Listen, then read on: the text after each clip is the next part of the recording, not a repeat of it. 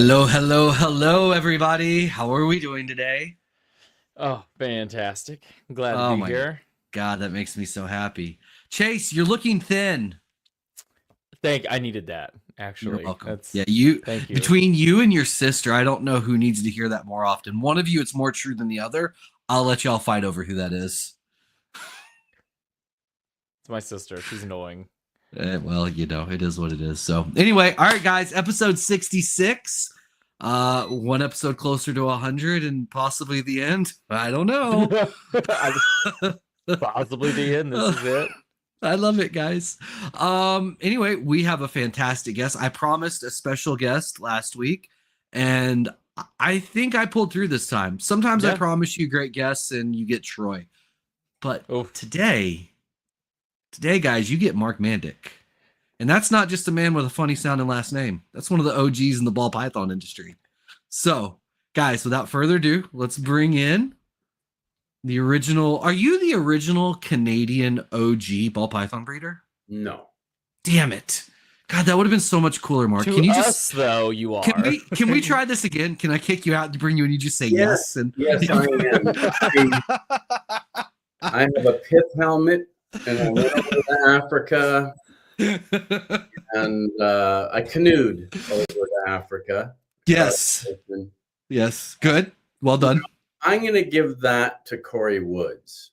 Corey. Really? Okay. Oh. Yeah, Corey, Corey kind of flies under the radar. He's not very social. Understatement, but I like it. But that's great. But yeah, he got started, I think, 6 months or a year before I did. So we were kind of in the same ballpark.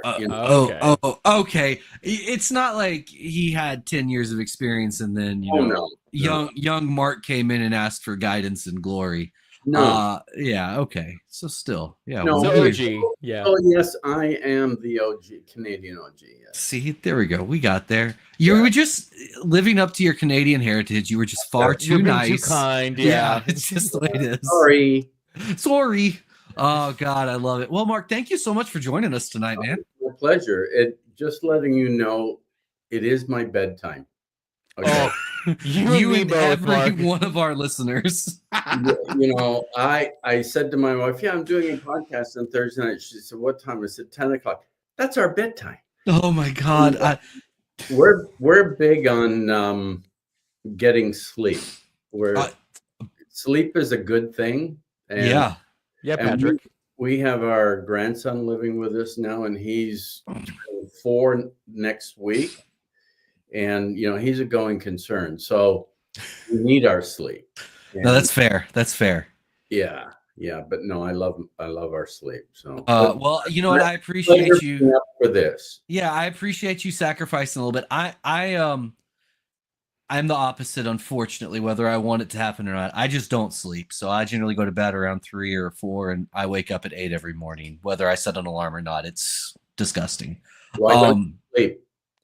I just never have. I just naturally wake up. Yeah. It's always been a thing since I was a young child. So really? You want to talk about it? Oh, buddy, let me tell you, those mandatory puberty checks, they turned out to be a real thing. This is the episode I'm here for, actually, now. You got to turn off those OnlyFans, pages. Yeah, that's what the real problem is. But I just keep scrolling and subscribing, and eventually my wife's going to find the subscriptions on the credit card, and then things are going to go really sideways. They are. Oh, worth it. Oh, my God. Well, Chase, what was the best and worst of your week, my man? Worst of the week, we had a tractor tire come off, and that was a pain because the spreader was also full, of course. Okay. Luckily, YouTube through and fixed it with a toe strap. God bless YouTube, my man. God bless YouTube. Fixed it with a toe strap. It was legit. Okay. Best of the week, I had like 4 great clutches today, so can't complain with that. Yeah. I love it. Mark, how about you? Well, we had a really good thing happened this week. A really, really good friend of mine who helps me out quite often doing things snake related. He's been helping me for close to 15 years. his wife was waiting for a kidney transplant. She had one kidney that wasn't working and one that was at 5%. Oh my goodness. She's been getting dialysis 3 times a week for 3 years. Oh wow. Wow. That's a lot. And her son donated a kidney, and they finally set up the surgery. And going in, they said, look, you've got like a 25% chance of making it through based on, you know, your health and everything like that. And it was like a hit out of the park. It was a grand slam. Oh my goodness. That's fantastic. That's amazing. Oh, she's she had the surgery last Thursday. She came home this Wednesday. So already, and yeah, so I super happy about that. Absolutely. The worst thing that happened was our cat of 18 years passed away. Oh my God. Mark, that is like the ultimate roller coaster of a week. Like, no kidding. I was over here like, there is no worst of the week. And then you're like, my cat passed away. And I'm like, now there is a worst of the week. Yeah. Oh, buddy. I'm so sorry. Pets affect you. Yeah. Oh. Right? Oh. Yeah. If that happened to me, I wouldn't be here this week. I can promise you that. Patrick knows that. No, buddy. That's rough. I'm so sorry to hear that. That is. It was a tough one. But 18 years. Yeah. It was a beautiful Bengal boy. And wow. He was great right up until the end. So that was my worst of the week. Oh, well, I'm so sorry, I'm sorry man. to hear that. My week feels so insignificant all of a sudden. Hangnail? You got a hangnail? Well, look, my best of the week was I got to ship a crap ton of snakes, which was awesome because I've been holding on. Oh, that's also the best of my week. Oh my I've been holding on to far too much for the winter break and getting like almost 57 boxes out the window. So great. Just happy to get that gone, right? Cleared out multiple racks. So happy. My worst of the week. So Mark, you may not be aware of this. We've been tracking some tadpoles that I stole from the wild about 6 months ago, and they've been living their life on the podcast. All the tadpoles died this week. What'd you do? I changed the water, and 3 days later, they were all dead. Now we know. So that was my worst of the week. Not nearly as traumatic as a pet of 18 years, but you know, I was a little disappointed. We had 2 little frogs. They were crushing life. They also died. I don't know. We were supposed to get rich off those. I know, and here we are. So anyway, that feels very insignificant though. So thanks for that, Mark. Oh, you're welcome. Oh, I love it. All right, so you've been with snakes forever, and I think a lot of people know that, but I'm far more interested with Mark outside of snakes. Because, you know, we all got snakes. Do I remember correctly from a show you bred or had German Shepherds? Yeah, I have German Shepherds. I've never bred German Shepherds. You didn't breed them. Okay. No, I intended to. Okay. And I imported 2 females from Europe. Yeah. And because I was looking for specific bloodlines, they're long coat German Shepherds. So they're not the short coat. Okay. Traditional. So what had happened was within the German Shepherd breed, they started producing these long coat German Shepherds. And of course, not being standard German Shepherds, they didn't want these dogs part of the breed. Yeah. And it ended up being a recessive gene. So yeah, that's how they came about. And people started getting them and started showing them, but you can't show a long coat in a standard short coat class. Okay. Okay, so there's two different divisions, but they are 100% German Shepherds. So yeah, I had those, and I was thinking of doing it, but you know, when you look at the work involved with puppies and the customers, because the German Shepherd, they're a special dog. Yes. Oh yeah. Certain kind of owner, and if you're not confident, they will take over because they need, you know, somebody to kind of be in charge so they don't have to be in charge. And yeah, I mean, these are the best dogs. They, you know, they're unbelievable. They're not mean in any way. They're just the greatest dogs, you know, around kids. Yeah, I had a German Shepherd growing up, and he was the best. Absolutely loved him. Yeah. Shepherds. I never had German Shepherds. So growing up, my parents bred dogs. That's where I was. What were they doing? So we started with Rottweilers, which absolutely loved. Yeah. And then we moved to Bichon Frisés, so Oh, yeah. little white powder puffs. Yeah. Yeah. And it's funny you talk about the work involved in like the breeding and the puppies. Oh my God, that was the whole thing. And then the customer base, right? Because it was we were selling the puppy. I say we, as if I was doing it. My parents were selling the puppies, for like $3,500 a piece, right? And and the customers you get, oh my goodness, they're just creme de la creme, right? And always very entertaining. And you find out like one of our dogs went to a legit like chateau that the dog had its own wing of the house, and you're like, these dogs live better lives than I do. What is going on here? I just need to get adopted myself. Yeah, that would be a good thing.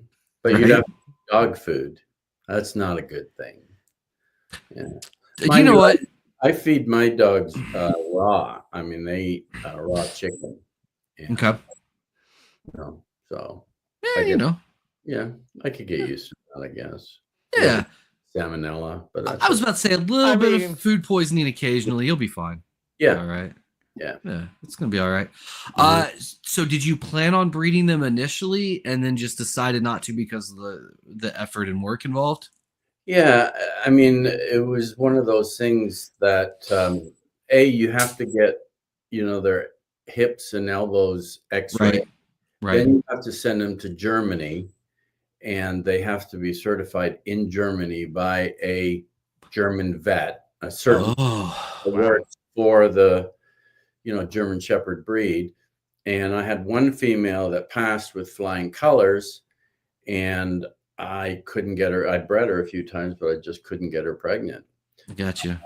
And then the other female I had, she had great hips, but they didn't pass one of her elbows. And even though I sent x-rays to all these other vets for an opinion, every vet said, no, her elbows are perfect. I mean, look at them.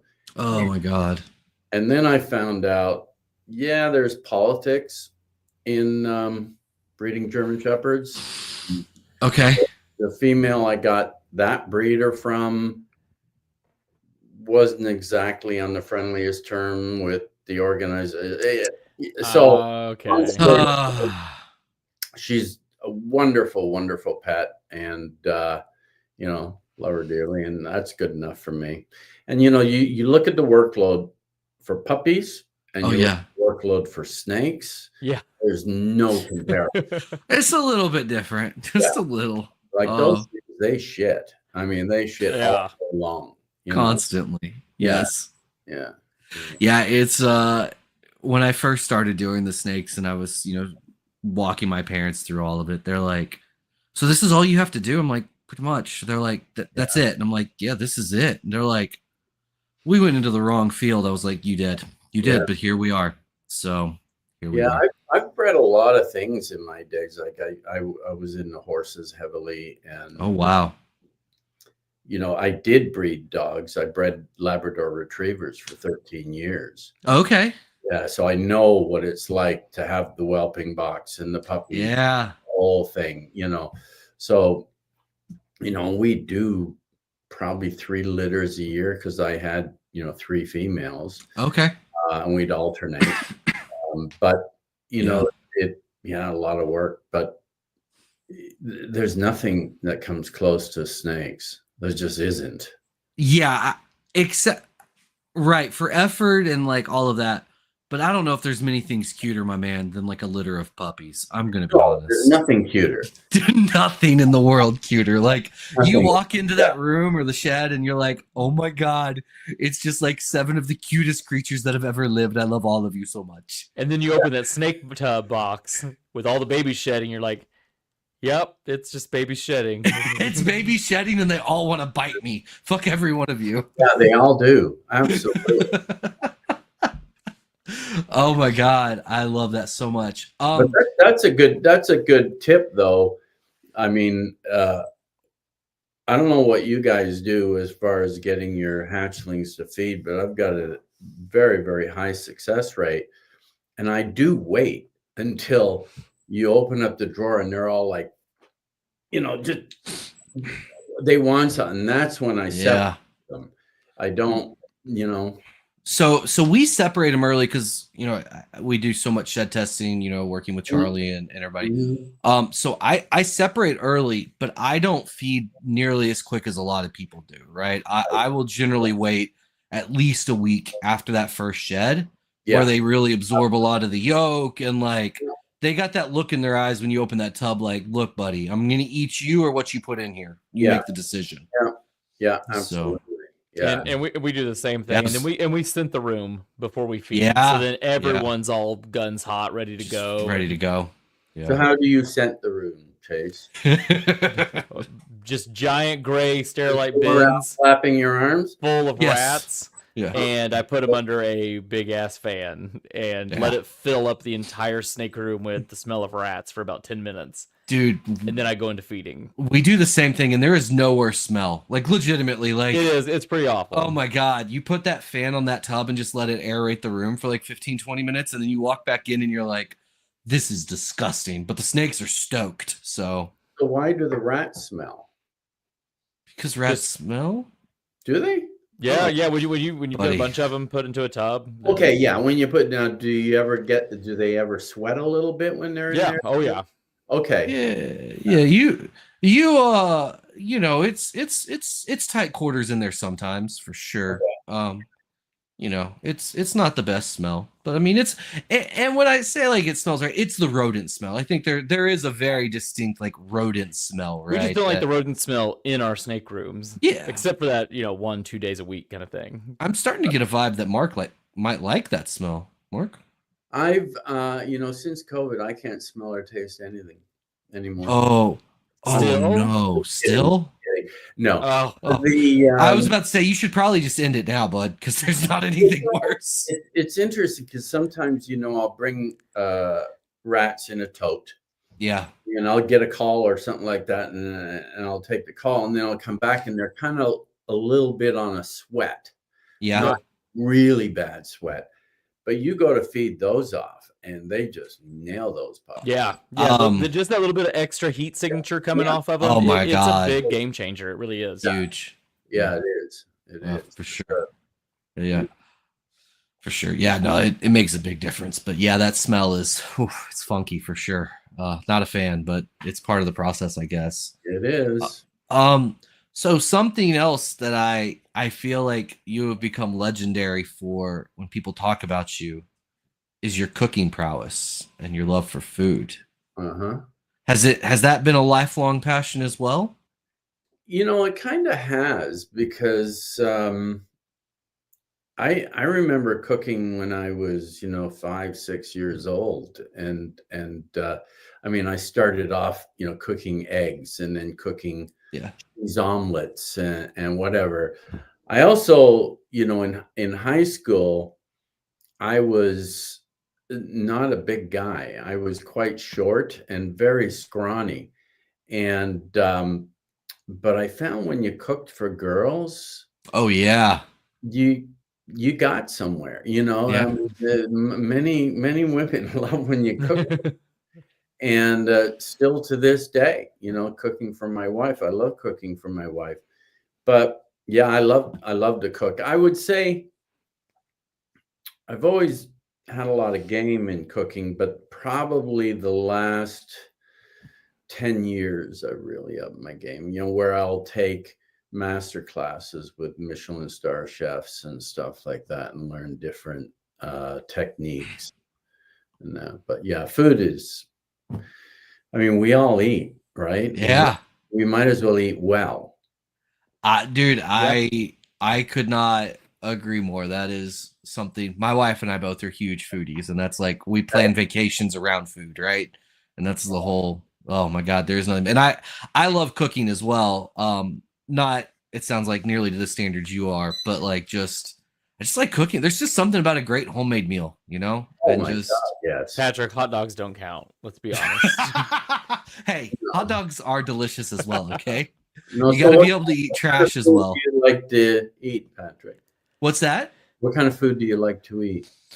I love Asian cuisine just in general. That is far and away my favorite. And then from there, steak, just American cuisine, like steaks, chicken.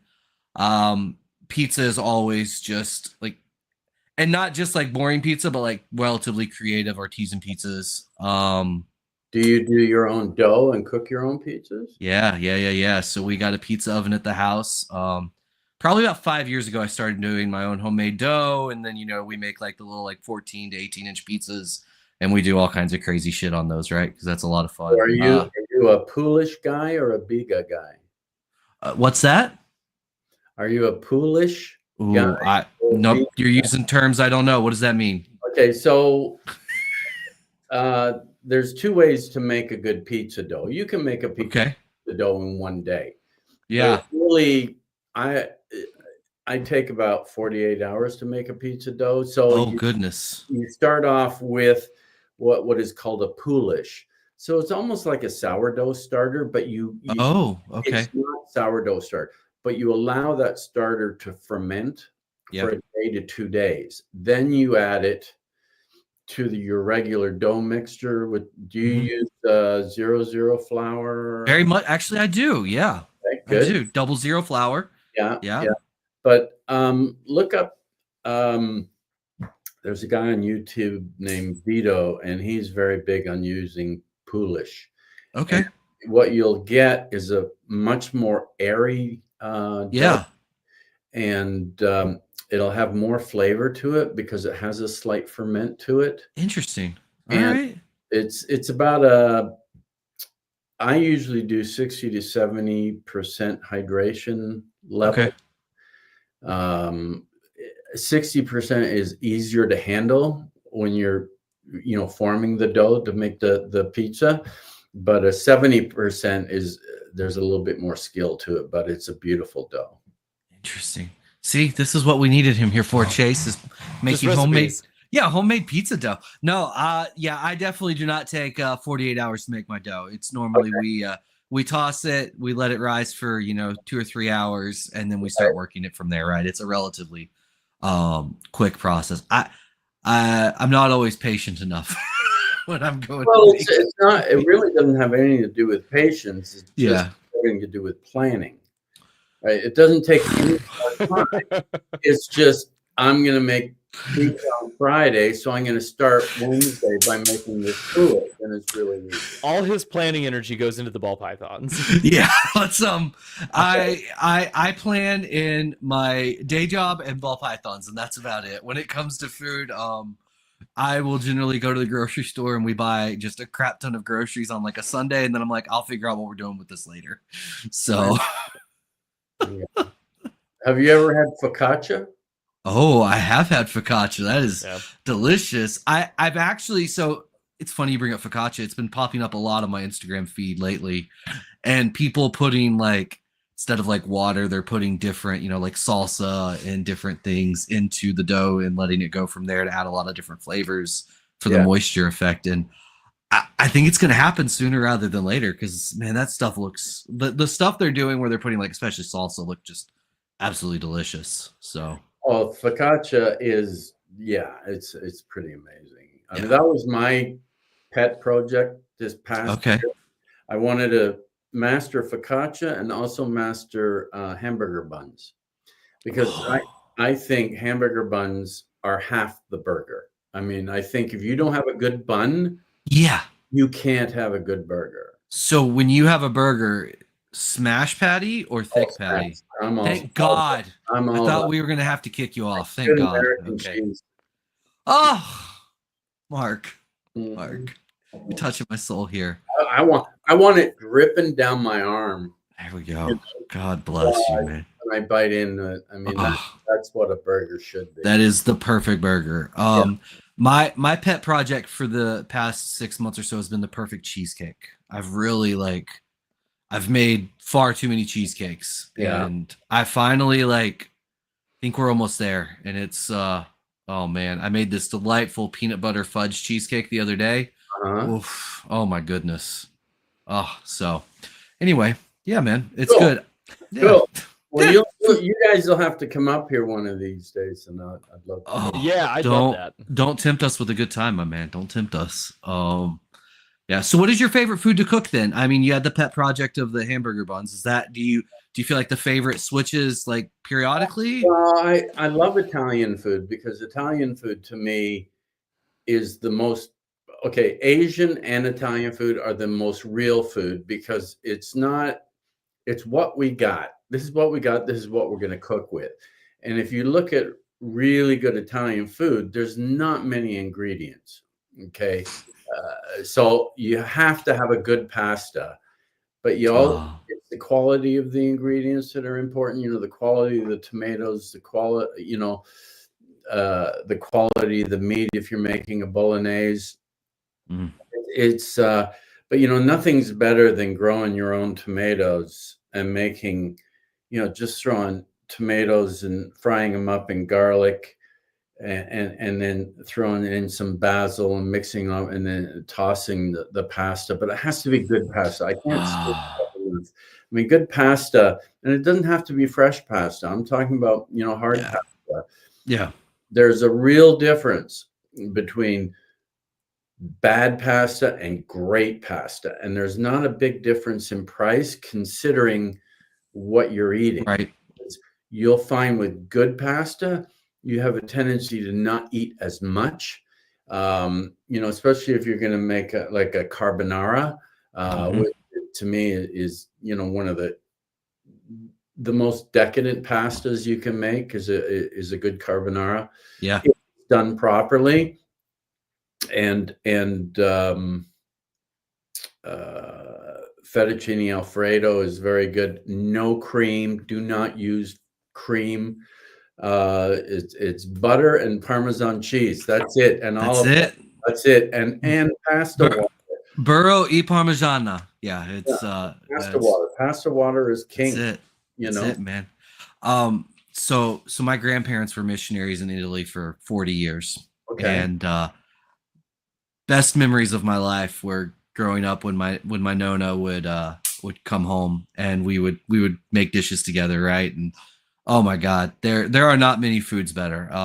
We still like there's still dishes. One of them we make. She always called it the pasta chata, and it basically just meant a mess. And it was essentially like, these are the dishes we're gonna prepare, and this is like the leftover shit from the dishes we're Mhm. preparing, and we're gonna throw it together, and this is just gonna be like the meal for the moment. Oh, Absolutely. oh God, my Absolutely. But I'm with you on Asian food too. I mean, yeah, especially Thai. I think of all Asian food, Thai is my favorite. It has probably the best flavor as far as spice yeah, stuff. I love curry, okay. and not necessarily. I love Indian curry, but I love Thai curries. It's a completely different type of curry. I've never been a fan of curry to be honest, but I love ramen. Just oh my God, just a good ramen. There are not many things in life, and I'm gonna we. get that fix after the I know, show. Don't I know. worry. I'm so excited. We're gonna get some good ramen at this place Chase keeps talking about. I love ramen. We have a place that does really good pho as well, which just Yeah. everybody tries to tell me it's as good as ramen, and it is not. It's It's not. just it's It's not the not. No, same. it's a different animal, It's a really. completely different Yeah. beast. But Yeah. people are like, no, it's just as good. I'm like, you don't understand. Just Yeah. stop. Yeah. Just stop. Yeah. Yeah. Well, it's interesting because most people that don't like curry were introduced to curry in the wrong way. Like Indian curry can be really hot, and it's kind of a different flavor. And everybody was kind of introduced to the same curry back then, but now there's so many. I mean, Mm. when remember Chase, did you have any of my curry when we were in Mexico? I believe I did. Yeah. So I like curry though. I mean, right. Yeah, this was a Penang curry, so it's a very different curry. Okay. But yeah, it was. I got to cook it down there in Mexico for the. it was a You, blast. you know what's funny is I actually remember Will Nussman telling me that story. He's like, yeah, Mark just went up in the kitchen and was cooking stuff for everybody. I was like, that sounds awesome. That sounds like a good time. It was great because none of the chefs there had ever tried Penang curry, so I brought it all down and cooked it It's for them. awesome. Yeah. And that's fantastic. I love that. Yeah, it is one of those delightful things. And I tried Chase, JT Tomlinson, and I take a boys' trip to Daytona every year, which has really turned into the boys plus the ladies it's trip. like a family trip now. It's now a family trip for the Daytona show every year. And I text everybody in the group and I was like, hey, instead of going to the steakhouse, Friday night, how about I just cook for everybody and like it'll be much better. And everybody's like, no, I want to go to the steakhouse. I'm like, I hate every one of you. I'm over here trying to share my soul with you, and you're rejecting me. Oh, the struggle is real. So, Yeah. oh God. But yeah.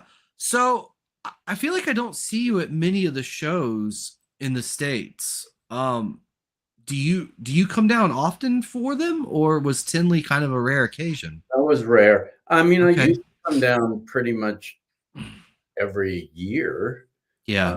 Prior to, I think the last time before this time was 2016. And the reason I haven't been going is because I find in Chicago the food sucks. It's just terrible. You're not wrong. Continue. It did get bad. I mean, I have to say, this year we went to a few restaurants and I'm like, what? Like, Chicago is known for great food. It wasn't great food. And you have to be very picky. So like, yeah. We've gone to some places that were absolutely terrible. We actually hit it out of the park with the steakhouse we went to this last time. What was it called? Man, I knew you were going to ask as I started saying it. I'll have to look it up and I'll send it to you. Quite a few people told me about a steakhouse that you had to make reservations or whatever, but that doesn't sound like that one. Probably. So this one we booked like 4 months in advance. Okay. It was not the one in Tinley Park. So there is like the Primal Cut or whatever. It's meh. Right. It's not anything to write home. And then there's another one that the Canova crew goes to that I would not eat at, but it's okay. They make their life choices. It's good. It is not good, Mark. It is good. You would be so disappointed. I have seen what you drive to go eat. It's good. I will not take your opinion on steak. Oh, okay, buddy. I'll be the judge here. Okay. Yes. What is the top 3 cuts of steak of beef? Here we go. For me, mm-hmm. Honestly, my favorite's just ribeye. I want ribeye if I have that opportunity. That's what I'm taking. Okay, you got a point there. Okay. I mean that's what I make. I mean, like at least 3 times a week. Or boneless. Boneless. Really? Yeah. Always bone in. Always bone in. Fired. Yeah. It's okay. Always bone in. More flavor from the bone. Yeah. Gene and Giorgetti's was the name of the place we ate at. It was just all right. Oof, so good. What's your favorite steak, Patrick? Flank. I mean, flank is my favorite. I think ribeyes probably in general more people would enjoy. But flank steaks, or a good skirt steak. It's just yeah. I'm right. It's a beautiful steak. It's a delightful steak. Myself. Yeah. What's that? I'm a ribeye guy. Ribeye, yeah. I don't get me wrong. I love a good ribeye, but there's just, and maybe there's some nostalgia because I feel like I grew up eating a lot of flank steak, and so there's probably a lot of nostalgia that plays a role in that. But yeah, definitely, ribeye, flank steak, and then probably a New York strip would be next on that list of like good stuff. But yeah, man, delicious. Medium rare, right? Yes. Depends on the steak, yes. Right? It's either going to be rare or medium rare. It should never be higher than that. If you're doing it higher than that, go ahead and just eat a sirloin and move on with your life. Yeah. So I'm with you. I've had people come over for dinner and they're like, "Oh," and so I'm making steak. How do you want your steak? And they said, "Well done." And I said, "That's not going to happen." We politely but firmly ask them to leave. There's no flavor. I don't ask them to leave. I basically say, okay, I'm going to cook it my way. And if this is not the best food experience you've ever had in your life, you don't ever have to come back here. I've cooked steak for well-done people, medium rare, and it has changed their lives. Yeah. It literally. Like they still 20 years later talk about it. You know, It's I remember it is. you know, I love that you said so. So when I was in grad school, I was living with a friend for a little while, and he made the comment. He's like, "I've just never had a good steak," or he said something like, it was something like, "I don't really care for steak. I've never had a good one, whatever." And I was like, "Oh, well, no one's just prepared it right for you then." right. Yeah. And he was like, and I was like, no, let's go. So we went, picked up some really nice, good quality ribeyes, and I cooked them. And he was like, holy fuck. Yeah. And a Yeah. couple of years later, we're at his wedding, and his mom comes up to my wife and is like introducing herself. And she's like, oh, you're Patrick's wife. Oh, he's the one who makes the steaks the only steaks that my son will eat now. Thanks a lot. I was like, well, I can't help your mom makes bad steaks. That's not my fault. But Well, you know what? People will always remember you for your food. And I think that's why I kind of, when people come over, I like to cook for them because they always remember you because of your food. yeah, You can show them all the kick-ass snakes in the world, but they will remember you for your food, you know, because food, we do food. We have to eat every day. yeah. Right? So if you have a memorable meal, people will remember. It makes a difference. It makes a huge difference. So, Oh, yeah. God. Yeah. Now I'm hungry. I gotta go make something now. I hope Yeah. y'all are happy. Mm. Oh, goodness. Well, what was for dinner tonight then? While we're on this food Well, topic. actually, tonight I didn't really have dinner. Oh my God. Yeah, I was busy setting up this room and lighting and everything, and I actually had some dim sum that I pulled out and just Okay. steamed and whatever. So it wasn't anything that I prepared. Mhm. I like to cook, but I try to eat light during the week, and then Sure. I'll have a great meal on a Saturday night. Like on Saturday, we have a couple coming over, and I'm making braised lamb shanks. Ooh, Um, buddy. yeah, with a nice garlic mash and a beautiful gravy that it's braised in, and I reduce it down, and Mm. it's got all kinds of great ingredients, just delicious. That was my mission in the beginning of the year, was the smoothest and most buttery mashed potatoes the world has ever known. Oh, it was a great goal. Just so good. And Mm. how'd that turn out? Almost perfection. Almost. I feel like I'm never quite like at like peak, right? Because I feel like there's always I'm just needed something, like, but it was smooth enough. Like, oh, it was so good. It was So how good. do you make them smooth? So put them through a ricer, and Perfect. then put them through the ricer, and then we take the riced potatoes, then we put them through an actual like strainer and push them through again for a second time. Okay.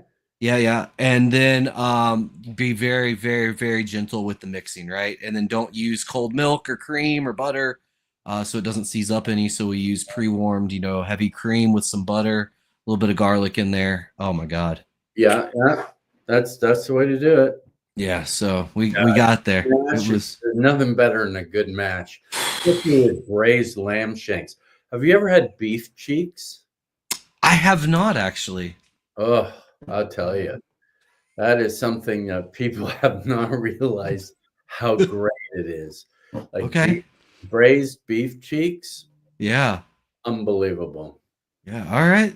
I'll have to give that a try sometime. That's Yeah, you won't find them. I go to Yeah. an actual place where they slaughter cows and whatever. Yeah.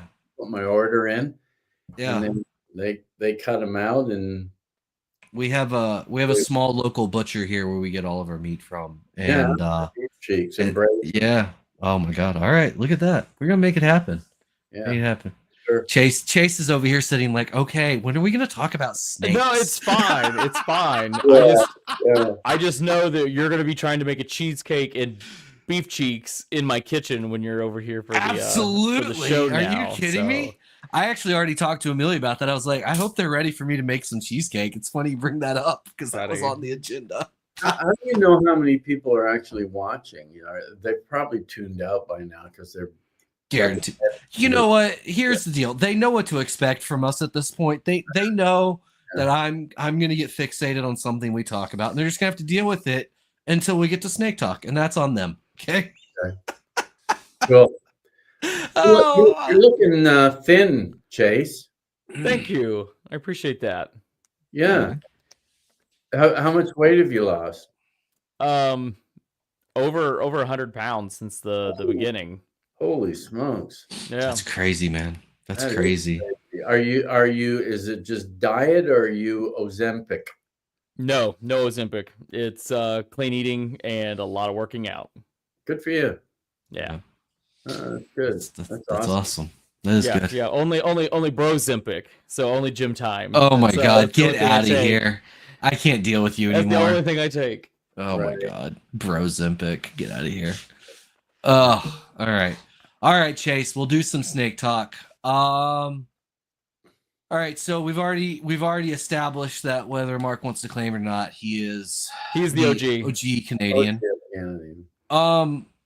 So we're gonna start with the real broad of when did this all start and what got you to the ball pythons? Well, it was actually, and I've told this story so many times. Yeah, my daughter, we had 3 kids in the house. It was a mixed. My wife and I just got married. She came with a son and a daughter, and I came with a daughter. And they both had hamsters. And she didn't want a hamster. She wanted a reptile. And I was like, okay, that doesn't sound very good, like a reptile. Who would own a reptile? And so I love researching things. So I started looking around and I went to a local pet store that actually had reptiles, one of the rare ones back then that actually carried reptiles. And I said, you know, what would be a good, and they said ball python, by far, ball python. I said, great. Have you got any? And they said, well, we got one, but it's not for sale. And so they brought it out and they put it in my hands and I'm holding this thing. And I thought, this is the coolest thing I've ever seen. And as a kid, I mean, I hunted for snakes all the time because where we lived backed onto a big ravine. And I mean, we spent every waking hour when we weren't in school, you know, looking for snakes and other animals, you know, raccoons or whatever. Yeah. I brought lots of raccoons home, I'll tell you. And, but I mean, I just loved animals, but it kind of, all those memories came rushing back. So I went home and I said, okay, we're going to find you a ball python. And I started looking and looking and looking. And back then, you know, the internet wasn't what it is today. You know, you really couldn't do great searches and stuff like that. And the only breeders I could find were in the United States. So, you know, of course I found Nerd, you know, Yeah. Ralph Davis and Pete Call and, you know, all the prime guys back then. And I'd phone them. I said, hey, you know, I want to buy a ball python. Oh, what kind? Oh, just a normal ball python. They're like, yeah, we don't sell normal ball pythons. Yeah, you sure? I'll buy, you know, I want to buy them. Well, where are you? I'm in Canada. No, we're not doing that, you know, whatever. So, I mean, getting CITES back then, it would take, you know, 4 to 6 months to get CITES paperwork. And nobody wanted to sell me any ball pythons. So I kept looking and I don't know, I think it was actually in a newspaper, like the classified section of the newspaper. I was looking under pets and it popped up as you know, ball pythons. And I phoned the number immediately. I'm not one of these people that procrastinate. If I'm on it, I'm on it. I'm gonna get one now. Mm-hmm. And I phoned the number, and they live 20 minutes up the road from me. And I'm like in the middle of nowhere. I am in the country. Okay, I'm not near Toronto. I'm an hour and a half outside Toronto, whatever. I'm in the sticks. And yeah, we have, you know, a few here for sale, normal ball python. So got in the car immediately, drove up there with my wife, and we came home with 2 ball pythons and set them up in an aquarium. And I just stared at them, you know, like crazy. And I said, okay, I said to my daughter, this one's for you and this one's for my son and whatever. And they lost interest like in a week. And I didn't. I just thought they were the best because they had the kindest eyes. I don't know, like if you look at other snakes and whatever, ball pythons, they were like little brontosauruses, Yes, they got little puppy dog eyes. They're little puppy dog eyes. And eyes are what get me every time, whether it's puppies, whether it's cats, whether it's horses, whether it's humans. Eyes are the window to the soul. And to me, snakes had a bad rap, but I thought to myself, if only other people could experience what I'm experiencing now, this could be huge, right? And so the rest is history. I just, started talking to different breeders. I eventually did buy some snakes from Pete Call. They were all normals, big normal females. I bought normal females from Greg Graziani. I bought my first morph from Greg Graziani. Okay. It was a pastel jungle, the most popular snake today. Everybody wants pastel, right? Of course. No. Yes, definitely. But you know what? Pastel really launched me, with I mean, I sold one pastel jungle for $10,000. Oh, it's craziness, my man. It's crazy. Okay, like there was like quality stuff, and but yeah, that's what launched me, and I just really, it's always evolving, Yeah. was my slogan back then, always evolving. Markus Jayne ball python's always evolving. It's now it's Miguel's, which is cool. I was gonna say, yeah, Miguel, we need to have a talk. But you know what? It's and now I put on my poster still evolving, because it's been this year marks 25 years. Wow. Yes, yeah. That's awesome. And it always is exciting. It always gives you something to look forward to. When's your best year? Next year. Next year. Always. Right? Always. And you're always talking, like, no matter what you hatch for the year, you're always like, yeah, I can't wait to make this, or I can't wait to make this, right?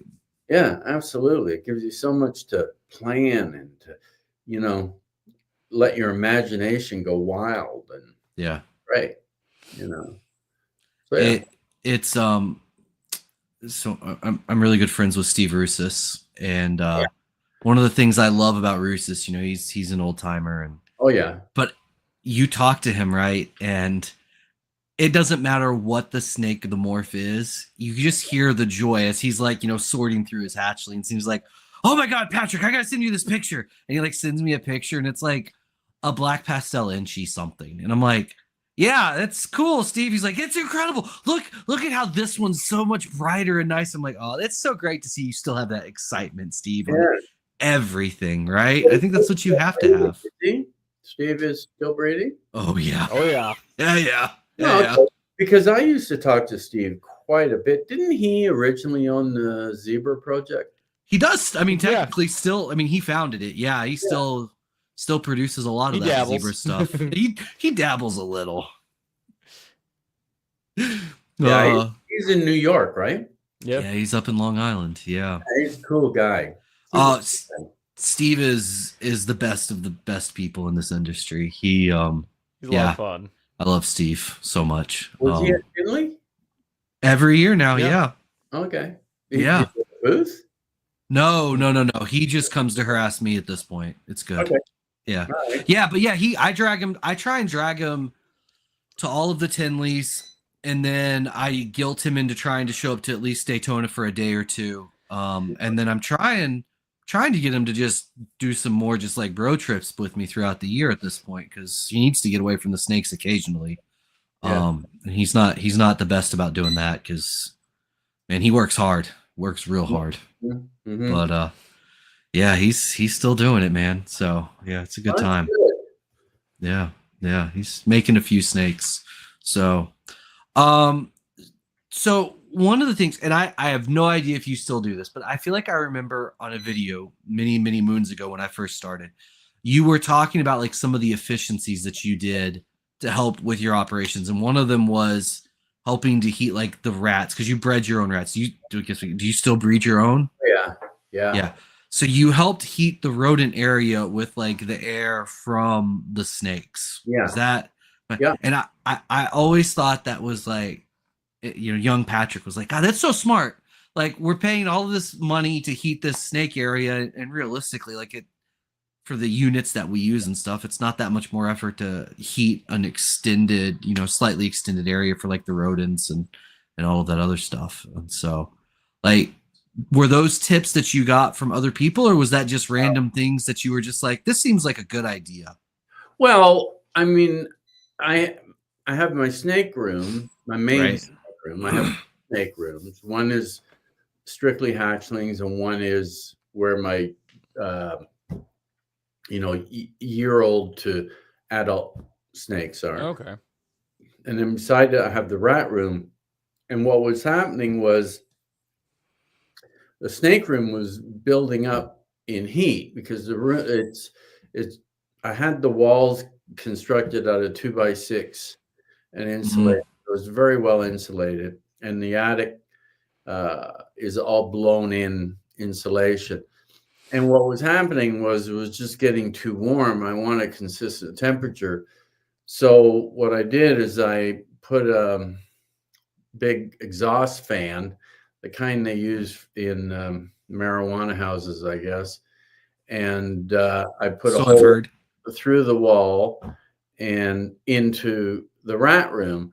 So I set the thermostat up. So when it got to a certain temperature, the fan had come on and it would blow the hot air out. And instead of blowing it up into the ceiling, I thought, well, let's blow it into the rat room and help heat the rats in the wintertime. Now, in the summertime, it's got an elbow.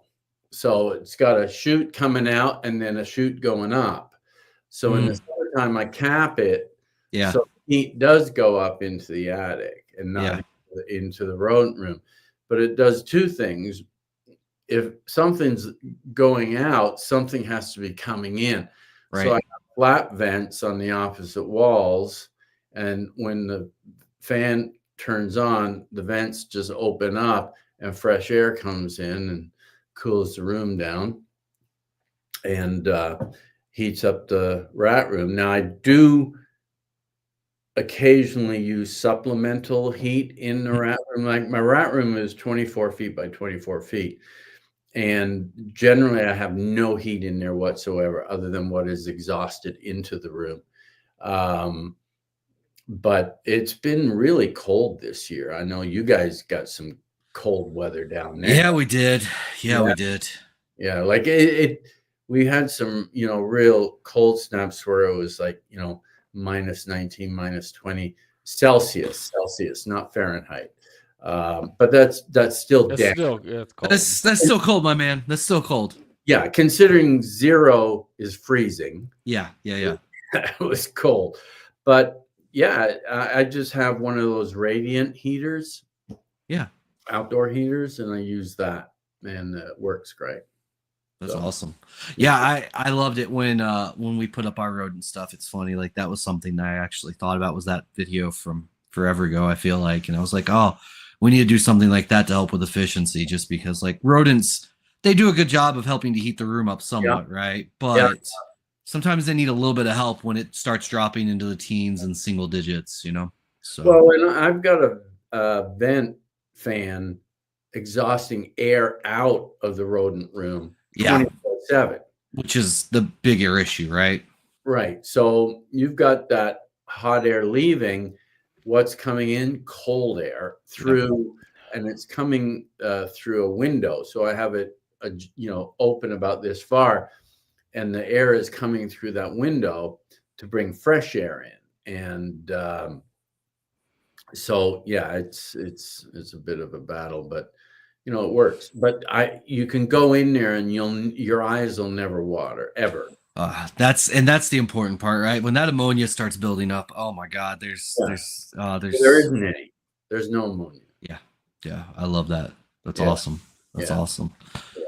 So with the ball pythons, I know there's a few projects that you've been touting. I'm gonna say lately. I don't know if it's fair to exactly say lately, but Scrambler and Jaguar are those things that have been in your collection for a long time, or stuff that in the past years you've dove into more and more? Well, Scrambler's been in there unknowingly. I didn't Right. know it was there. I started seeing some real changes in some snakes, and I'm going, this doesn't make sense. This snake is 5 years old and it's glowing like it's Right. crazy. And look, that's been the Achilles heel of ball pythons since forever. They look great as hatchlings, but they Look terrible as adults. do. We can say it. It's okay here. I've got some that would knock you over as far as brightness of color, Yeah. vibrancy, okay, that are the Scrambler gene. So that one, originated, I think, in 2011 with a male. Actually, I should have sent you the picture of it. I found the picture of the actual male that started the Scrambler thing. Oh wow. Oh, It cool. was a super orange dream fire. And back then, when Oz produced Orange Dreams, Yeah. that was great. And then he produced supers. Well, nobody knew what a real super looked like, right? It out popped these snakes, and he's like, wow, these things are super bright and whatever.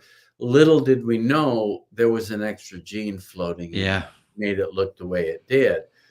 And I mean, the picture I have, you would think it was Desert Ghost. Oh, that's cool. It was that, and that's, I think it was a year old at that point.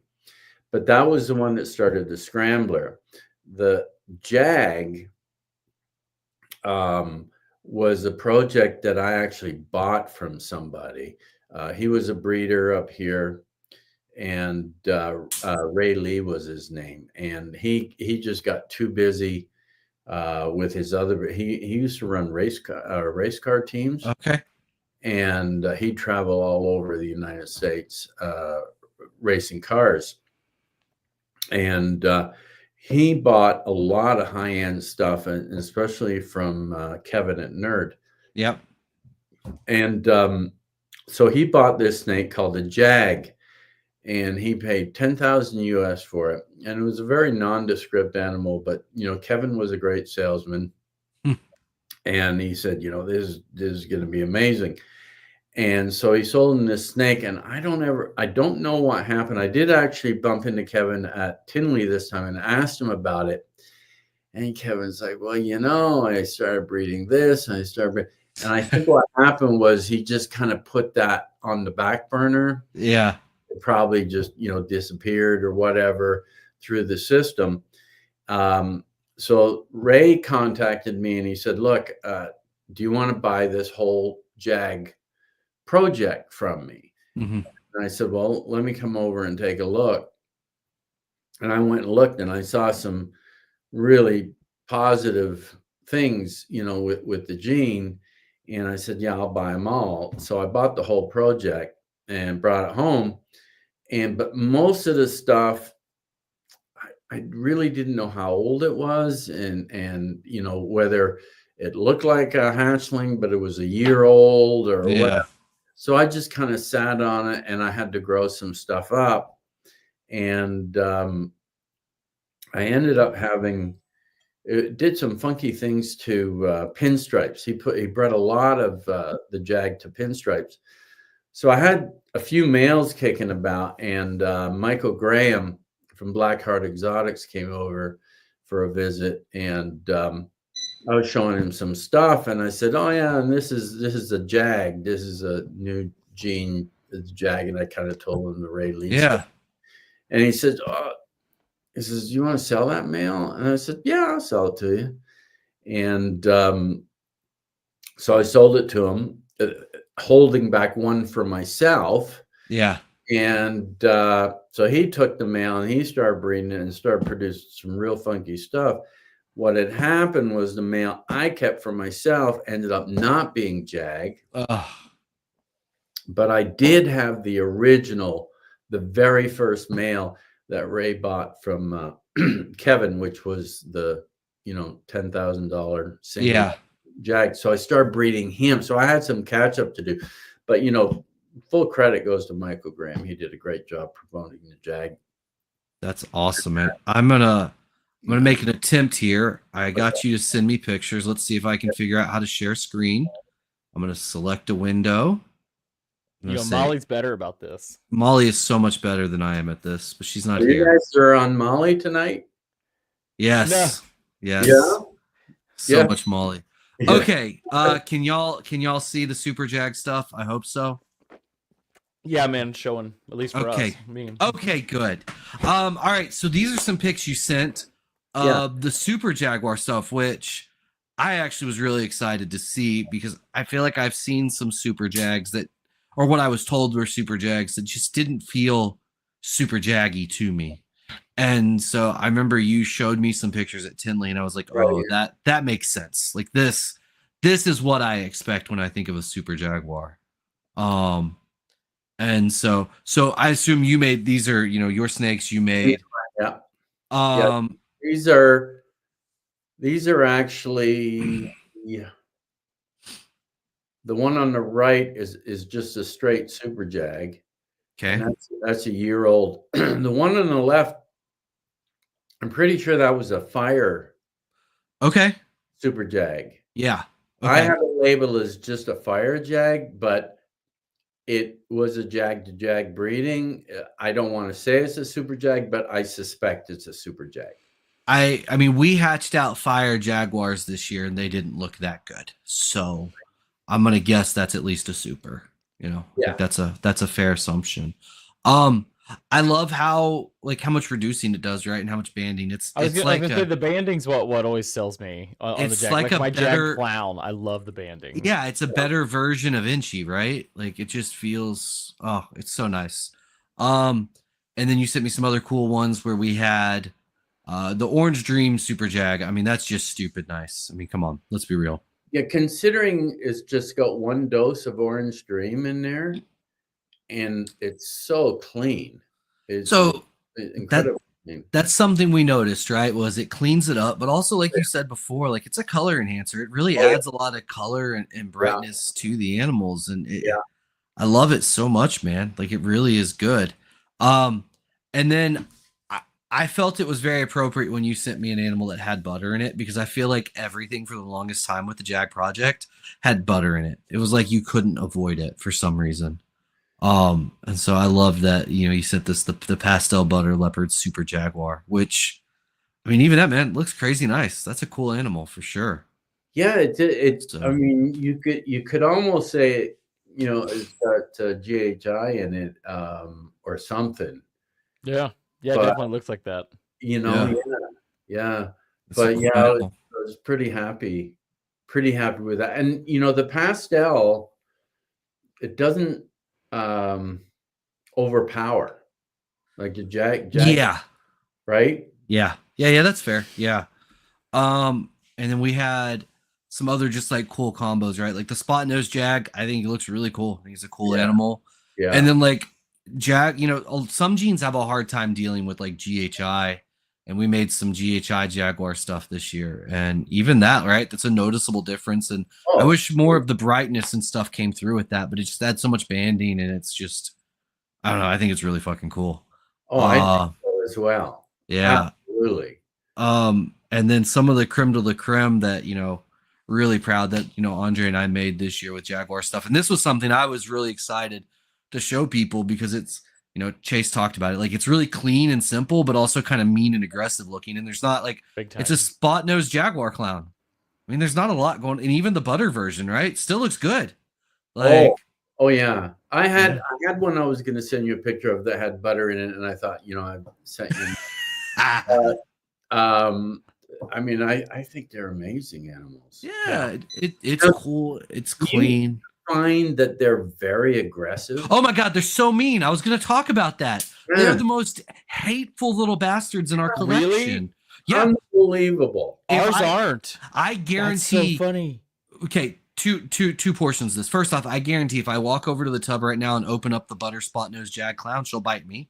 Yeah. Second, I was on a live stream talking about her, and she legitimately tried to eat my thumb on the live stream.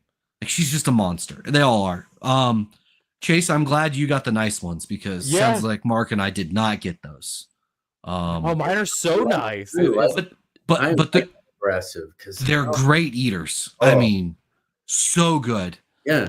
And then the last ones that we made this year, we made some GHI Jaguar clowns, and I was so stoked with what it did with GHI and the GHI clown, because it brightened it up so much and lightened it, and then still gave it some really cool banding. And I don't know, man, I think it's a really underappreciated gene right now, and I'm hoping some more people can see the potential in it, because there's some really cool stuff to be done here.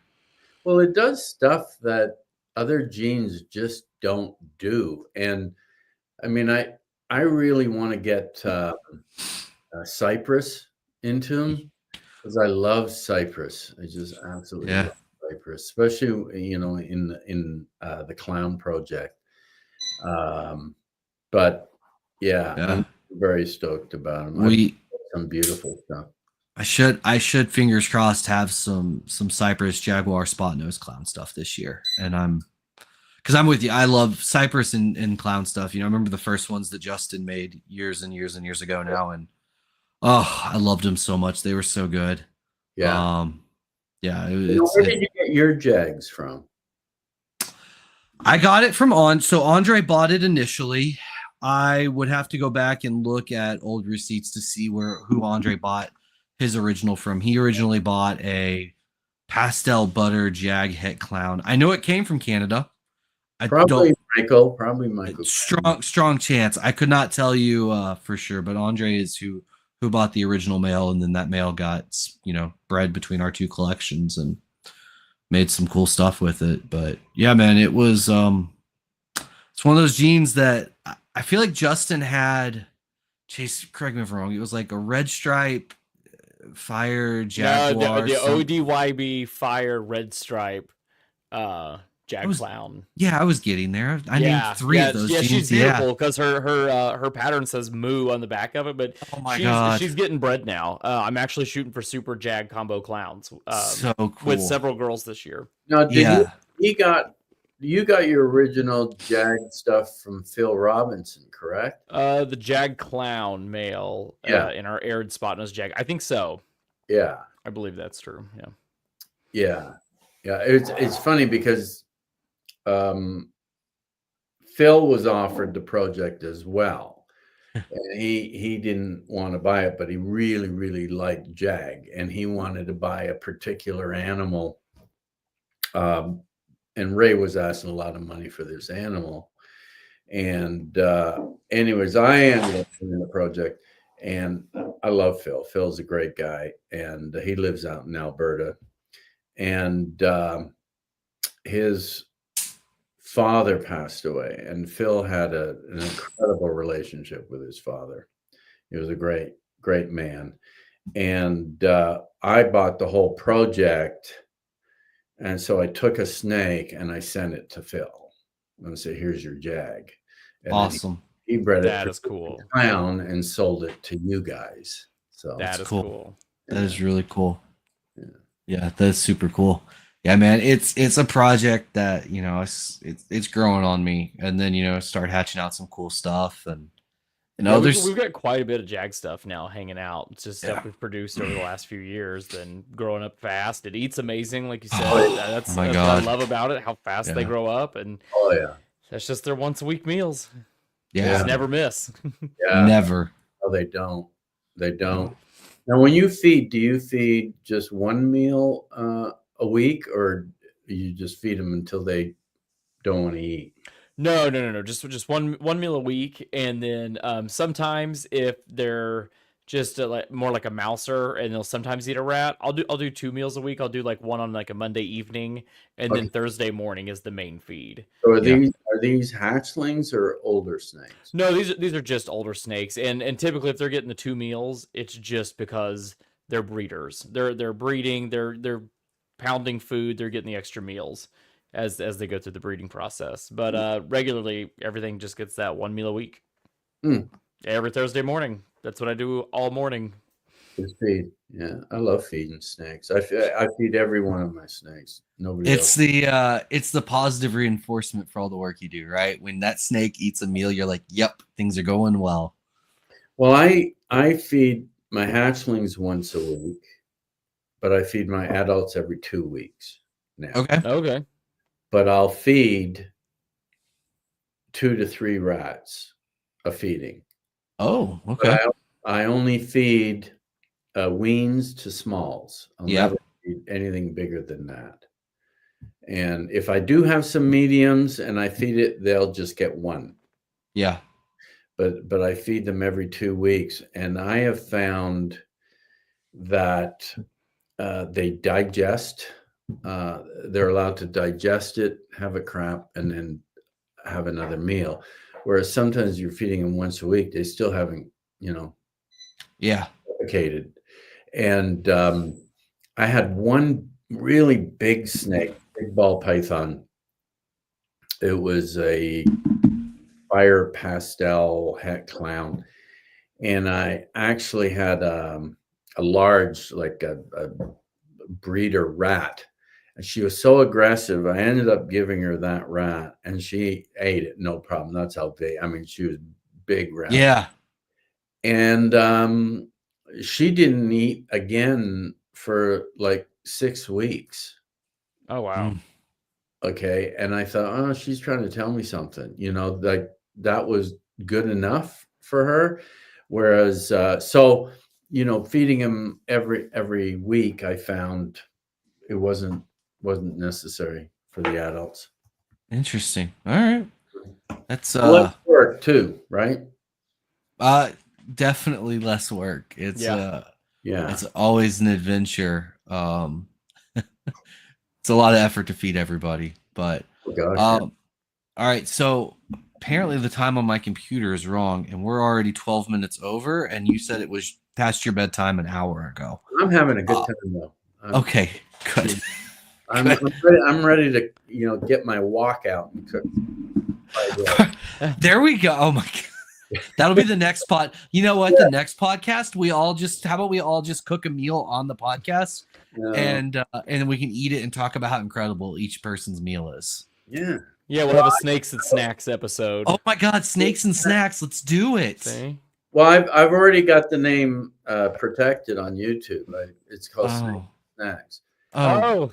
Well, yeah. Fine then. All right. We'll segue everybody on Mark's new channel. Mark's new channel, Snakes and Well, Snacks. I thought, if I don't get them with snakes, I can get them with food. Oh, dude, absolutely. So it's funny. I mean, I really enjoy doing these podcasts, but the reality is the average podcast gets 1,000 to 2,000 views. Okay? Right. Unless you're Justin, you get a lot more, or the late great Brian Barczyk or whatever. But if I did a video on making mashed potatoes, I'd have 40,000 views tomorrow. Yes. Right? Patrick's half of those. Yeah, I'm half of them. Yeah. And it's like it's crazy how food attracts, people to watch. So yeah. So you do a clutch cutting one day and an omelet the next. I love it. Oh my god. Yeah. I like that segue. Yeah. Mark, are you coming down to Atlanta for Bob's show? I'm not. I'd like to, but we got. I would have loved to have taken it out to ramen. Yeah, I would have liked that as well. I mean, there's still a remote possibility I might fly down, but well, it'd be a blast to have you. I know I'm like that close to having convinced Steve to come down as well. Okay. So, well, Bob's doing a great job in promoting. Yeah. And I mean, what a great contribution to this industry, Bob Boo. Yeah, for sure. So, all right, we're getting towards the end. Is there anything else you want to let the world know, Mark, before we? No. All right. What's the best way for people to get a hold of you? Through Instagram, Morph Market. I mean, my website is funny. My website went down last week. I didn't even realize it until somebody messaged me That's how many people actually go to my website anymore. Uh, So one person. But yeah, just you can email me, but message me on Instagram is probably the best thing. Yeah. Perfect. I love it. Chase, how can You people get a can- hold of you? JKRMGR on Instagram and Canova everywhere else. Guys, Patrick at Aura Reptiles everywhere. By the way, yes. sorry. No, go. I Yes. love the name Aura. Thank you so much. I appreciate that. I do. I thought about that several times. It's a great logo. Thank you. It's alphabetically, it's superior, just like Apple. That's it. And Aura, what a great name. Thanks, Yeah. bud. I appreciate it. I wish I could take credit. ChatGPT came up with it, so I can't actually really take credit. And then he bullied his friends into choosing which logo we liked better. So that's true. So I actually did nothing. It's great. It's awesome. Thank you. You know what? I really appreciate that, Mark. That means a lot. I appreciate that. Yeah. Have you gone to DeepSeek yet? Have you tried that DeepSeek? I have. Yeah. Oh yeah. I use a lot of AI in my day job. So yeah, I've messed with it quite a bit. Yeah. Yeah. Yeah. It's, I said, who's the best ball python breeder in the world? And who did it say? Brian Barczyk was number 1. Not surprising. Canova number 2. Oh, that's too bad. They are a giant number 2. Trying to think who the others were, but I was surprised I came up as number 6. Look at you. You know what? Now, oh man, I didn't even think I'd make the top 100. I can tell you ChatGPT knew who you were when I asked it to write a blurb for today's description. Okay. And I just said Mark Mandic is our guest, and it immediately said, Markus Jayne Reptiles, and it went to town. So it knows who you are. Oh, yeah. The computers know. They know what's going on. So I love Mark, it. we'd love to have you back though. I want to do a number 2 episode, and I want to talk about your world travels. Oh, yeah. Absolutely. Yeah, I'd that'll love to go there and talk about the Scrambler. Yes. Oh, absolutely. Yeah. So next time we're gonna talk Scrambler, guys, world travels, and potentially we're gonna cook a meal on the show. It's gonna be a little maybe we start a little bit earlier next time for Mark. We'll do that. Yeah, no, I'm good for 10. Perfect. No worries. All right, guys. Thank y'all for joining. Mark, if you stick around for a second, and we'll talk to you backstage. But guys, thank you for joining us. Next week we have Bob Vu on. He's going to talk about the upcoming show and met Bob Vu. You've never met him? It's a standard joke we have. Every time we communicate, we're like, one day we'll meet. That's hilarious. That's hilarious. I love that. One day. Well, it's going to be a great show. Hopefully we can convince Mark to come down to the show. And I'm looking forward to Bob telling us all about it next week. So guys, subscribe, do all that stuff. We need validation. You get it. We love y'all. Thank you again. And we'll see you next week. Bye, everyone. Guys.